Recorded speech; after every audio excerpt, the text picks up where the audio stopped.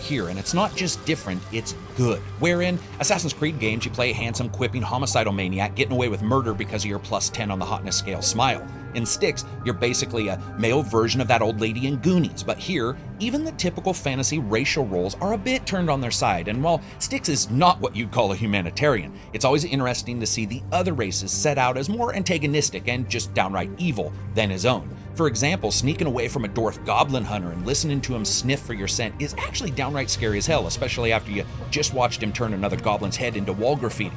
Or spying on the inner workings of dark elf blood rituals and realizing that, yeah, goblins may have got a bad rap. And what I love about all this is how it rolls out in front of you as you play and experience it. The game has you traverse in a series of levels as the story plays out, with occasional returns to your base to trade out equipment you might find, further the story, and prep for the next hot air balloon goblin SWAT insertion mission that you're going to go on. And throughout the entire thing, there's a great concentrated effort to merge story with gameplay. Because really throughout the title, experimentation is the key here, and there's even less, oh, I better use this piece of equipment in this area because it looks different than others, and more of a, let me try this. Now, throughout the game, Styx design really continues to harken back to excellent trappings of titles like the original Thief and its sequel, with a main character that is not at all together the badassery mobile command unit that most assassins are in games today, and replaces them with a character that, even with a fully upgraded parry skill, isn't really a match for anything other than a solitary guard caught unaware while pissing off a ledge somewhere.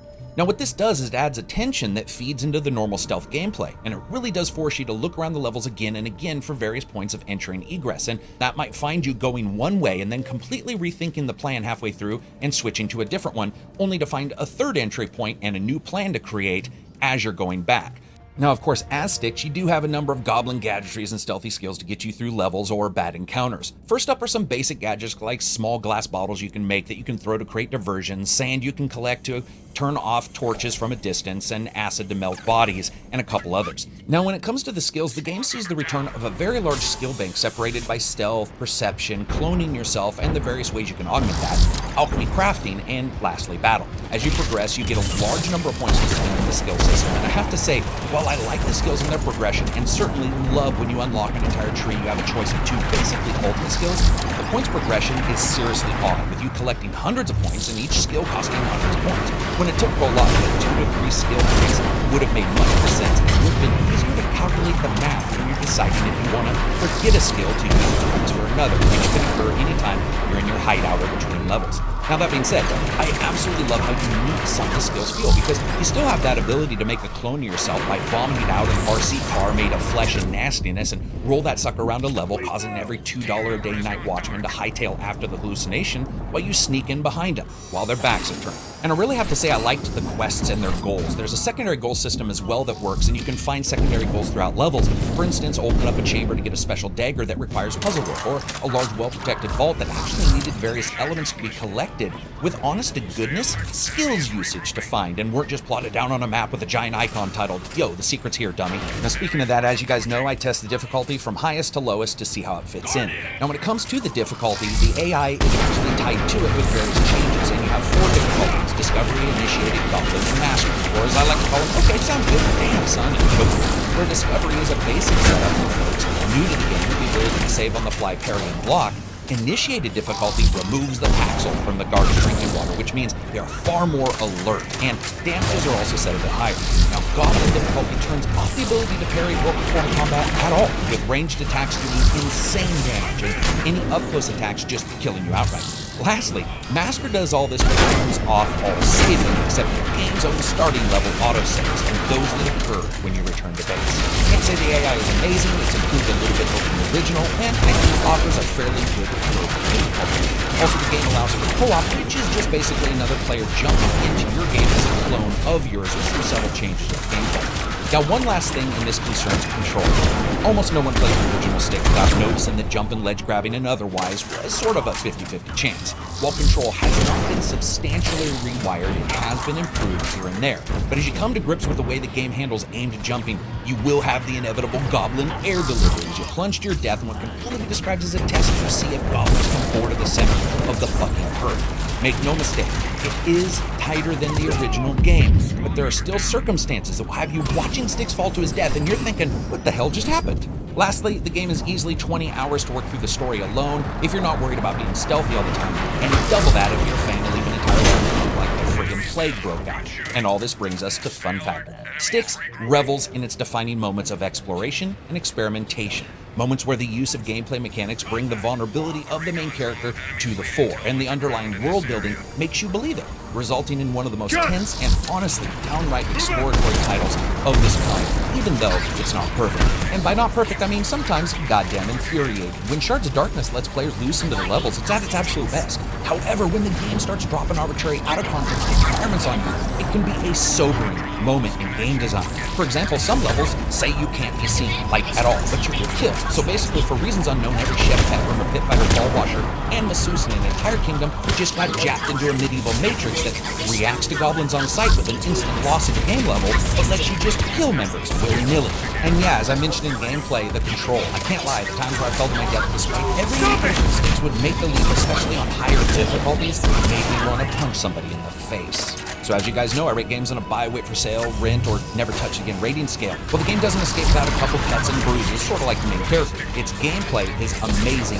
and the title is well worth buying at this budget price. The price is just perfect. It offers insane amounts of fun gameplay and a ton of replayability, minus the occasional jumping death. In fact, it's rare many times to see a sequel really trump the original in almost all ways, but here, at least in my opinion, it does. So that's it for me. I hope you guys liked the review. If you did, give it a thumbs up. Maybe check out Twitter or Patreon. If you don't, give it a thumbs down. Peace out and enjoy the rest of your week.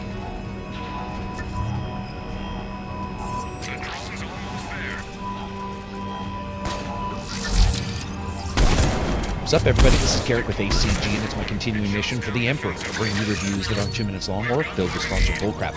Today, it's taken up the mantle of Space Marine Holy Warrior monks on the world's best HGH and testosterone replacement programs as they battle it out in the dark and dreary and just completely hilariously over-the-top world of Warhammer 40,000 and Space Hulk Death. Out December 14th for PC for $33.99 and sometime later on the consoles. Let's see how Space Hulk did, shall we? As always, if you liked the video, maybe subscribe.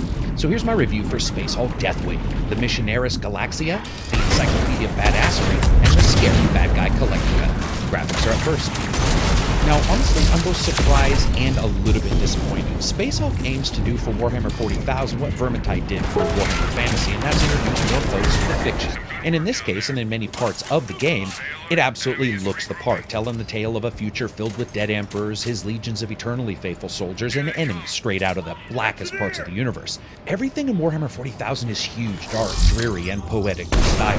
And there's a reason I'm bringing this up, because form and function are medium. So let's talk a little bit about animation and atmosphere. See, Space Marines who you play as in Space Hulk are not normal people. They're genetically modified superfruits to view the Emperor's hand guiding humanity safely through the dark times. Which means you're friggin' huge, outfitted with multiple hearts the size of Thanksgiving turkeys, and you carry guns that shoot unguided missiles, and you can pretty much call down psychic power like a mechanized Gandalf the Very Scary. The reason I'm so interested in this is that we've seen larger characters normal, even in years, and the Space Marines here are man giants, and their oversized nature is reflected perfectly within the animation. It just works, and there's almost an insane amount of practical care when handling that speed and feel of your Walmart-sized Space Marines. And it's not just the scale of the locations that makes them incredibly unique. What other world has its heroes flying around in giant, massively ornate floating cathedral spaceships? That's right, because nothing suggests badass as much as uproot what looks like the innards of a medieval castle, strapping scary-ass mystery engines to it, and then hip-tossing the damn thing into deep space.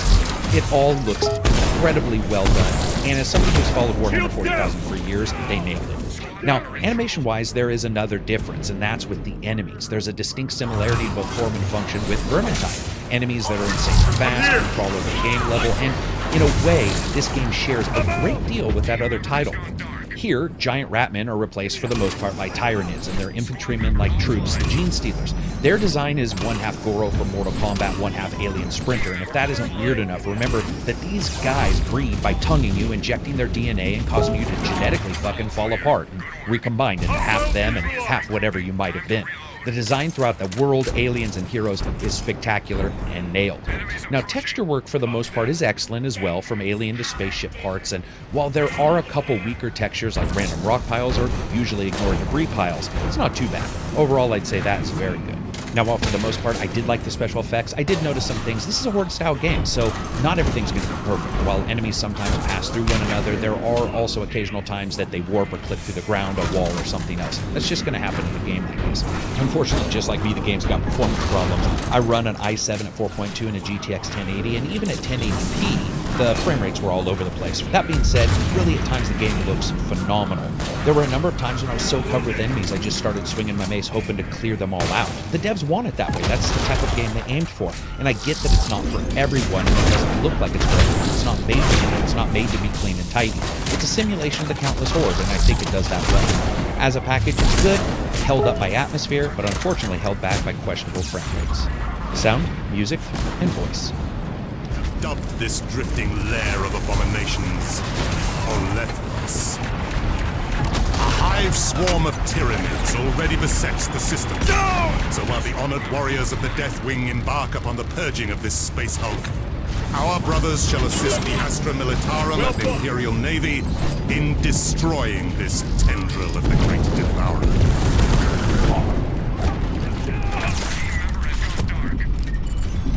Hang on!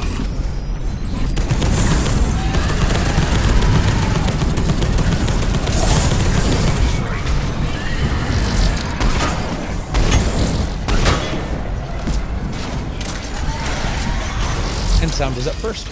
You know, one thing is for sure, a game set almost entirely in mausoleum-style spaceships is going to be heavy on the environmental effects, and throughout this entire experience, Space Hulk did not disappoint. From the absolutely thunderous low of thunderclaps echoing to wet slices of blades through alien tissue that echoed around the room, reverberating, everything was actually done fantastically well. And while the game isn't your typical gun porn of some titles, it does have a number of weapons, and each exhibits its own traits in the honor spectrum. Now, this is also nice because whether you're playing alone or in co-op, hearing a heavy gun spool up is warning alone that someone saw an enemy, and it absolutely pays off in spades here with excellent surround and direction audio. I was able to react many times far faster just on hearing the exact placement of a shot versus a warning or some kind of audio cue. Really good sound throughout. Music. So without a doubt, this is the leanest music I think I've ever heard in a game. Hell, most of the time, Warhammer games sound like an entire orchestra of freebase Linkin Park songs, and then we're told to get their feelings out. Sad, dreary, dirgy, but epically huge. This soundtrack is actually none of those.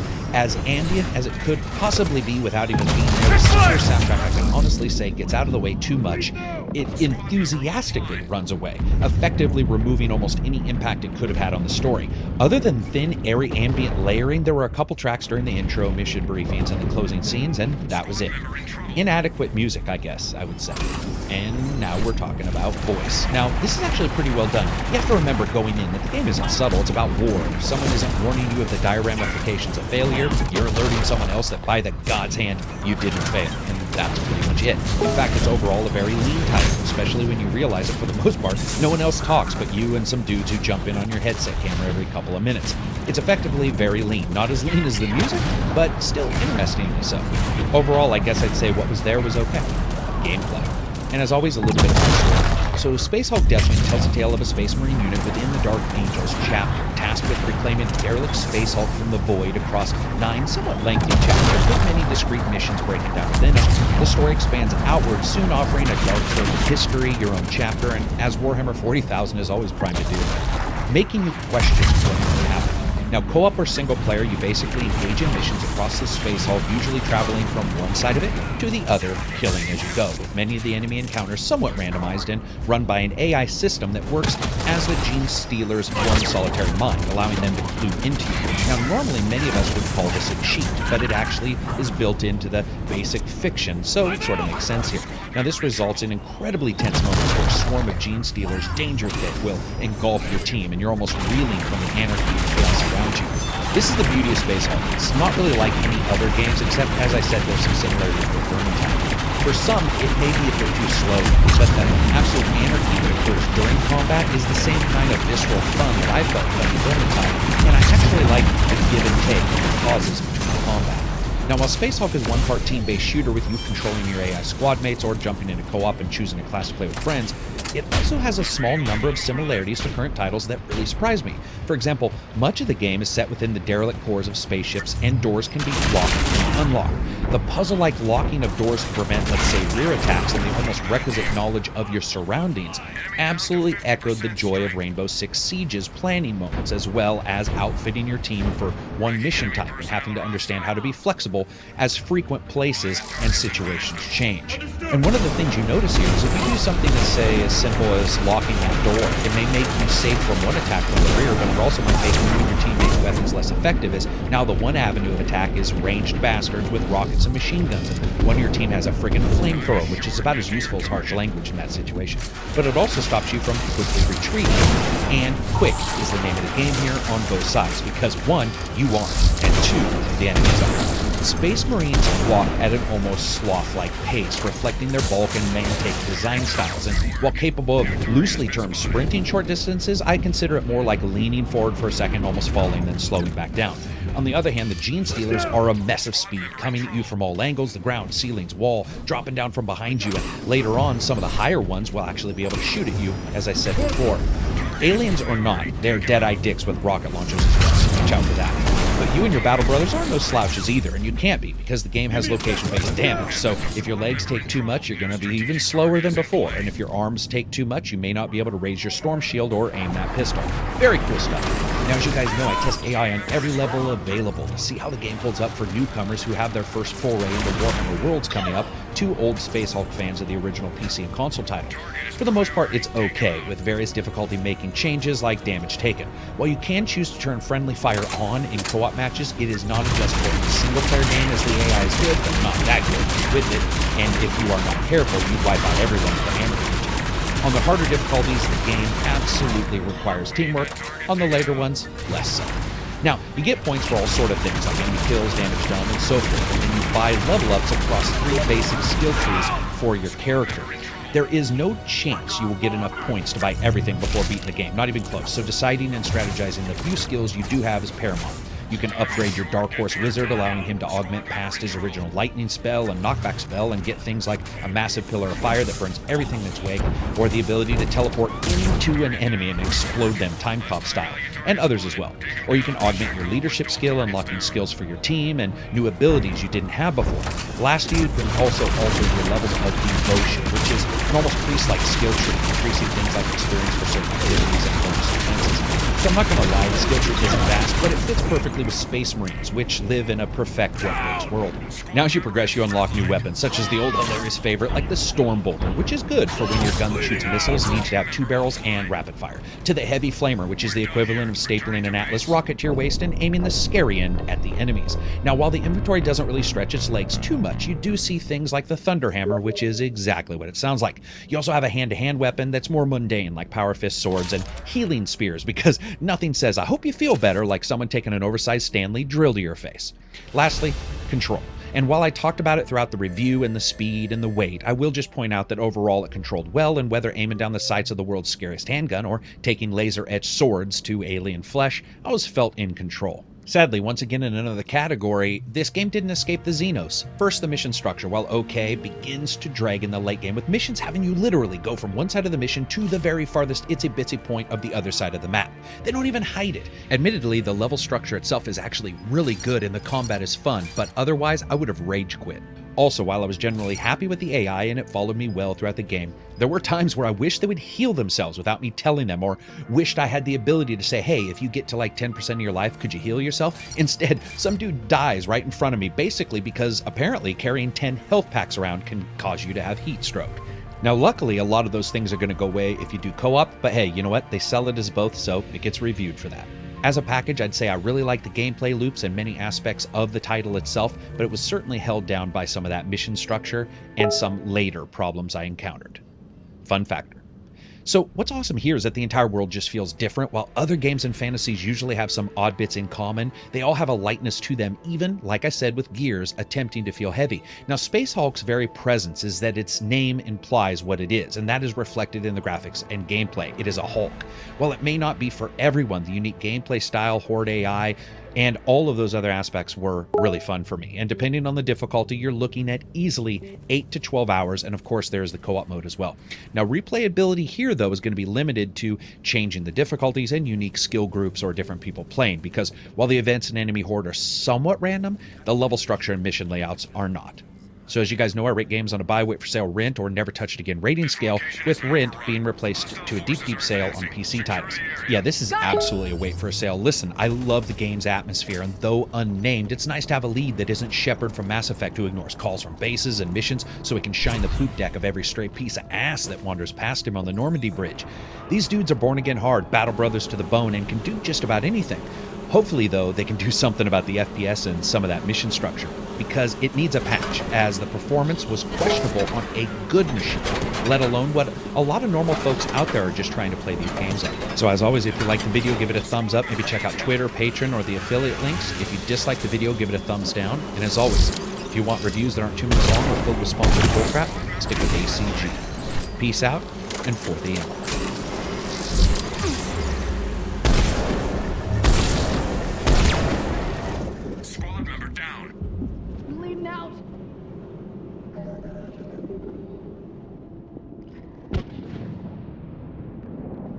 Hi everyone, this is Carrick from ACG, and today I come to you sliced, diced, bleeding, and bone sore as I bring you the review for Warhammer End Times Vermintide, a Left 4 Dead style game based in the Warhammer role-playing game universe, as you take on the mantle of 5 courageous heroes that smash, slice, freeze, fire, break, bruise, tear, and bash sentient New York sewer rats that have figured out how to wear armor and are attacking the countryside. Yes, boys and girls, in Vermintide you get to fight the Skaven, which to many like myself is water to a thirsty man. The real question here is, did Warhammer Vermintide hit the mark that Left 4 Dead set so many years ago, a sublime mix of subtle interactions between teammates and terrain